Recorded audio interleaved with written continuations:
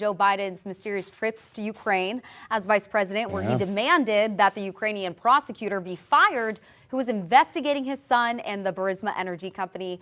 Joe Biden bragged on tape how he used the threat of holding up billions of taxpayer dollars to Ukraine in order to get this one man fired. Here's Joe on tape admitting this. Do y'all remember? They were walking out to the press conference and said, no, I said, I'm not going to, or we're not going to give you the $1 billion.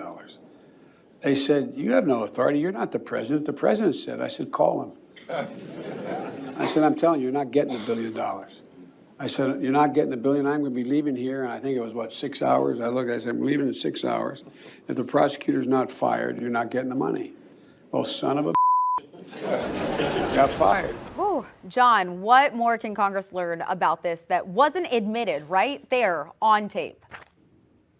Well, listen, I think the big thing is that the story that Democrats crafted during President Trump's 2019 Ukraine impeachment vote in the House and then the Senate trial where he was acquitted a few months later in 2020, the story they told is starting to fall apart. So I broke that video story back in March of 2019 at the Hill.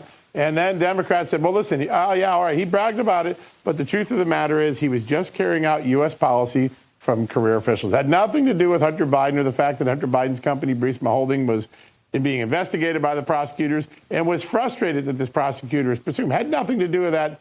Well, about 8 months ago, we got documents through lawsuits and sources that showed that the career officials advised Vice President Biden to do the opposite of what he did. He wasn't following career officials' recommendations. If he did, he would have given the $1 billion to Ukraine. He would have kept Viktor Shokin, the prosecutor, in place, because that's what the career officials at the State Department, the Justice Department, and other agencies, the Treasury Department particularly, recommended. So Joe Biden changed U.S. policy in order to fire that prosecutor. That's a major change from the line that Democrats and their witnesses had at the impeachment inquiry. Jim Jordan is on top of this.